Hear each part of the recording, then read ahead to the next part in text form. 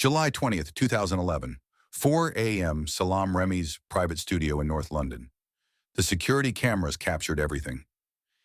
Amy Winehouse stumbled through the back entrance of the studio, her beehive hair disheveled, mascara smeared down her cheeks. She was clutching a crumpled piece of paper in her trembling hand and carrying a half-empty bottle of vodka. Salam Remy, the producer who'd worked on Back to Black, was asleep in his apartment above the studio when his phone rang. Amy's voice was slurred but determined. "I need to record something. Right now. It can't wait." Salam had seen Amy in bad states before, but something in her voice that night made him pause. There was an urgency he'd never heard, a finality that sent chills down his spine. "Amy, it's 4 a.m. You're drunk. Let's do this tomorrow when you're—" "There won't be a tomorrow for this song," Amy interrupted. "Not for me. Please, Salam. Just this once. Just one song." Against his better judgment, Salam buzzed her in. What happened in the next 2 hours would haunt him for the rest of his life. Amy stumbled into Studio B, the small recording booth where she'd laid down vocals for some of her biggest hits. But this time was different. She moved with a strange purposefulness, despite her intoxication. "Set up the recording," she said, unfolding the crumpled paper. "I need to get this down before—" "Before what?" Salam asked. Amy looked at him with eyes that seemed to see through him, past him, into something he couldn't perceive. "Before I forget the melody they taught me." Salam had worked with Amy for years. He knew her creative process, her habits, her inspirations. She'd never mentioned "they" before, but something about her demeanor that night made him decide not to ask questions. He set up the microphones, powered up the mixing board, and hit record.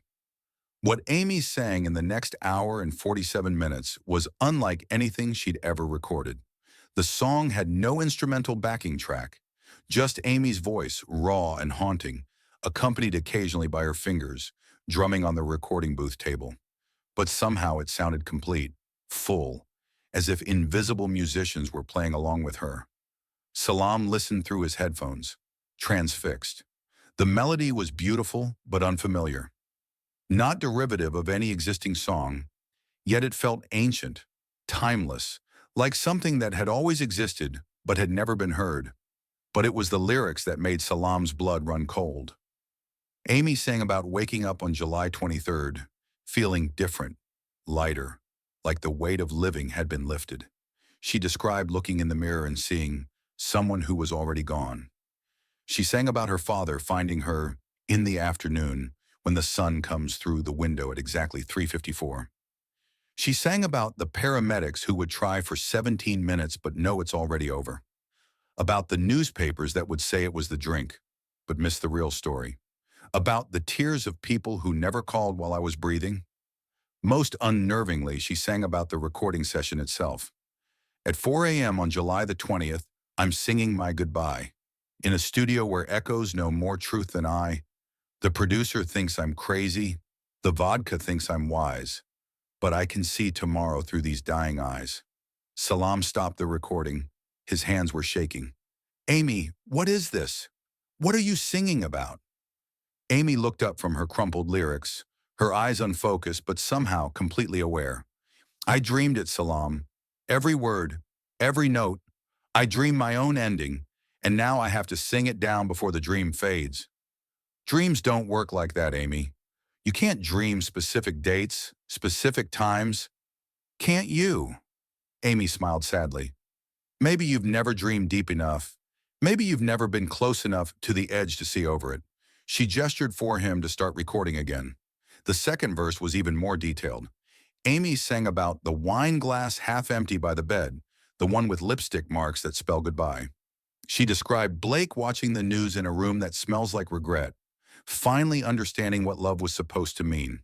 She sang about her mother sitting in the kitchen where we used to fight, surrounded by pictures of a daughter who was never quite enough.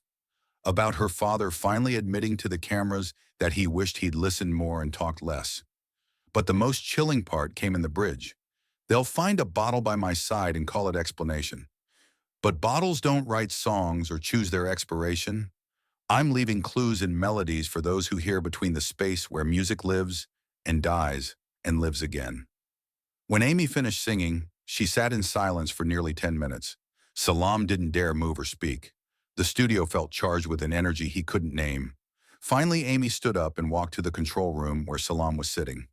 "Promise me something," she said, her voice suddenly clear and sober. "Anything. Don't let anyone hear this recording for 20 years. Lock it away. Put it somewhere safe. Date it to be opened on July 23rd, 2031. "Amy, that's insane. Why would I? Because if you release it now, people will think I planned it. They'll think it was suicide. But it's not suicide when you're just singing what already is. It's not planning when you're just remembering the future." Salam stared at her. "Remembering the future? Amy, you're scaring me." Amy smiled, and for a moment she looked completely at peace. "I've been having the same dream for weeks. Every detail the same. This conversation, this recording, what happens in 3 days. I tried to change it, Salam. I tried staying in different places, surrounding myself with different people. But the dream doesn't change. And today I woke up and realized, maybe it's not a dream at all." She handed him the crumpled piece of paper with the lyrics. "Keep this too. When they ask questions about my state of mind, about whether I was planning anything, show them the timestamp on the recording. Show them I was drunk. Show them I was incoherent. Make sure they understand this wasn't a plan. This was just a song about something that hasn't happened yet, but feels like it already did." Amy walked toward the door, then turned back one last time. "When you listen to the playback, you'll hear something strange in the background. Voices, instruments. Don't be afraid of them. They're not ghosts. They're just the music that exists in the spaces between heartbeats. The orchestra that plays for people who are standing on the border between living and whatever comes next." She left the studio at 5:47 a.m., according to the security footage. Salam didn't sleep for the rest of that night. He sat in the control room, replaying Amy's recording over and over, trying to understand what had just happened. And slowly he began to hear what Amy had meant about the voices in the background. Faint but unmistakable, there were other vocals layered beneath Amy's voice, harmonies that shouldn't exist because no one else had been in the studio. Instrumental accompaniment that hadn't been recorded because no instruments were present. It sounded like a full chorus was singing along with Amy, voices from somewhere else, somewhere beyond the physical room where she sat alone. Salam called his engineer, Marcus Webb, the next morning. "I need you to analyze this recording," Salam said.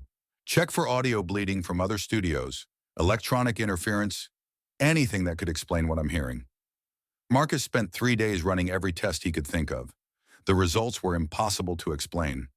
"Boss, I've never seen anything like this," Marcus said.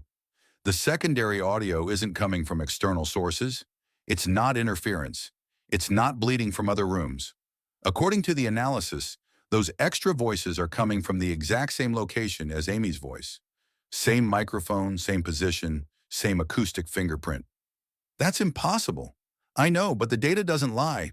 It's like she was singing with people who were standing in the exact same spot she was, at the exact same time, but invisible to the microphone's visual sensors." Salam made a decision that would eat at him for years. He locked the recording in a safety deposit box at Barclays Bank in Camden, with instructions that it not be opened until July 23rd, 2031. He told no one about the recording session. Not Amy's family, not her management, not the investigators who would later ask questions about Amy's final days. 3 days later, Salam woke up to his phone ringing at 4:17 p.m. It was Amy's assistant. "Amy's dead, Salam. They found her this afternoon." The room spun. Salam looked at his clock. July 23rd, 2011, 4:17 p.m. "What time did they find her?" he asked, though he somehow already knew. "Around 3:54. The paramedics tried for about 17 minutes, but she'd been gone for a while." Every detail exactly as Amy had sung it. Salam attended Amy's funeral, standing at the back of the crowd at Edgewarebury Cemetery. He watched Blake Fielder Civil cry the tears of someone who'd finally understood what he'd lost. He saw Amy's parents surrounded by photographers and mourners, looking exactly as lost and regretful as Amy had predicted. He never told anyone about the final recording, but he couldn't stop thinking about Amy's words. "It's not planning when you're just remembering the future." 5 years after Amy's death, Salam received an unexpected visitor at his studio. Dr. Sarah Mitchell, a neurologist from Leeds General Hospital. I'm researching cases of individuals who demonstrated apparent precognitive abilities before death, Dr. Mitchell explained. Amy Winehouse's name came up in my research. I understand you worked closely with her in her final days. Salam was careful with his words. I worked with Amy for years. She was intuitive about music in ways that sometimes seem supernatural. I'm specifically interested in her final week. Did she say or do anything that suggested she might have knowledge of future events? Salam looked at Dr. Mitchell for a long moment. Something about her seemed trustworthy, desperate even. Why are you really asking? Dr. Mitchell hesitated, then pulled out a file folder. Because Amy isn't the only case I've documented. Over the past decade, I found 17 individuals who, in the days before their deaths, demonstrated impossible knowledge about future events. Specific dates, times, details that couldn't be guessed or inferred. She opened the folder, showing Salam medical charts and documented testimonies. A car accident victim who described his own funeral 3 days before the crash. A cancer patient who sang a song about her death that included details about the hospital room she'd never seen. A heart attack victim who wrote a letter to his wife describing her remarriage to a man she hadn't even met yet. Salam felt his chest tighten. What's your theory? That consciousness isn't contained within the boundaries of linear time, Dr. Mitchell said. That when someone approaches death, those boundaries become permeable. They begin experiencing future events as if they were memories. She leaned forward. I think Amy Winehouse saw her own death because she was already partially existing in the time after her death. The question is, did she record anything that might prove this theory? Salam made a decision that violated Amy's request, but honored her deeper truth. I can't show you the recording, he said. Amy specifically asked me not to share it for 20 years. But I can tell you this. 3 days before she died, Amy sang about her death with details that were impossible for her to know.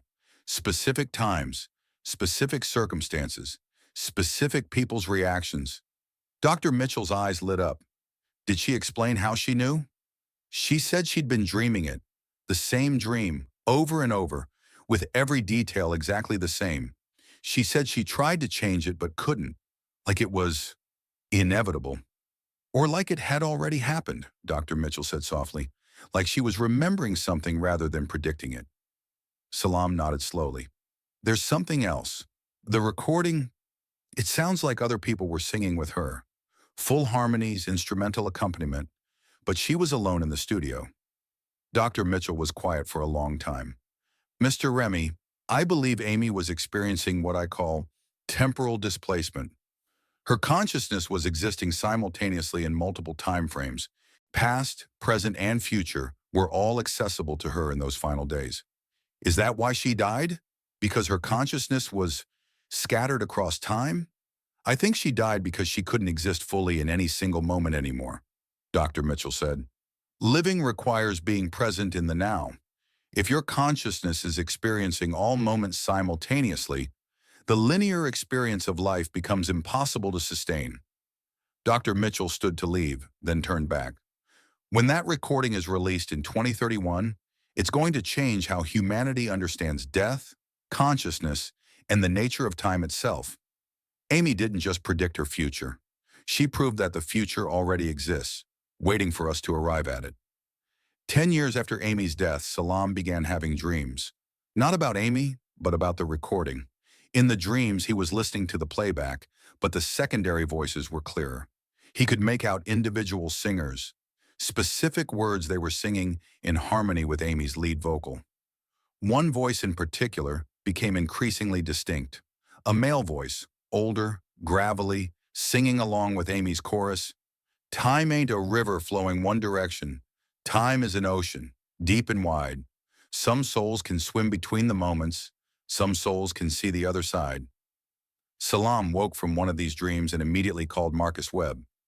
I need you to reanalyze Amy's final recording. Use the best equipment we have now, better than what we had 10 years ago.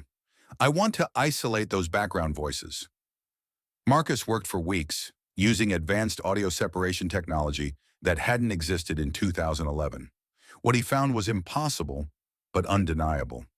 Boss, I've isolated 17 distinct voices singing along with Amy, 16 women, one man, all different ages, different accents, different vocal characteristics.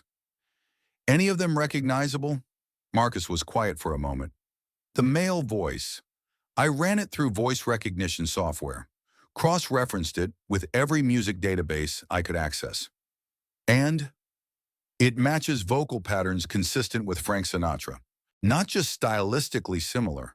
The actual voice print characteristics are a 94% match for Frank Sinatra.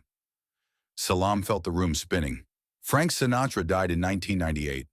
I know, but the voice on Amy's recording, it's him, or something that sounds exactly like him. Salam sat in his studio that night, staring at the locked cabinet where he kept the backup copy of Amy's final recording. 20 years suddenly felt like a very long time to wait for answers. But he'd made Amy a promise. And if Dr. Mitchell was right, if Amy had been experiencing time non-linearly, then she would have known exactly when that recording needed to be released. July 23rd, 2031. 20 years to the day after her death. Not because the world wasn't ready before then, but because that was when Amy had seen it happening. When Amy had remembered it happening. Salam picked up his phone and called the law firm that managed Amy's estate. I need to add something to my will, he said. Instructions for a recording that needs to be released on a specific date, whether I'm alive or not. What kind of recording, Mr. Remy? Salam looked at the locked cabinet one more time. The kind that proves death isn't the end of the song. It's just a key change. Today, the recording sits in that safety deposit box in Camden, waiting for its appointed time. Dr. Mitchell continues her research into temporal consciousness, building a database of cases like Amy's. Blake Fielder Civil, now remarried and sober, sometimes wakes up humming a melody he can't place, a haunting tune that feels familiar, like something Amy used to sing, but not quite. Salam Remy still works in that studio, but he's never recorded in Studio B again. Sometimes, late at night when he's working alone, he hears faint singing coming from that room. Always the same voice. Always the same melody. Always Amy, working on a song that exists in the space between what was and what will be. In 2031, when that safety deposit box is finally opened, the world will hear Amy Winehouse's final song. They'll hear her predict her own death with impossible accuracy. They'll hear the ghostly chorus singing along with her from the other side of existence. And maybe finally, they'll understand what Amy tried to tell us. Time isn't a straight line. Music doesn't end when the singer dies. And some songs are meant to be heard in the future by people who are ready to believe that death is just another instrument in an eternal orchestra. The recording waits. The truth waits. Amy's final message waits because she remembered it all happening. The clock ticks toward 2031. And somewhere, in a studio that exists outside of time, Amy Winehouse is still singing.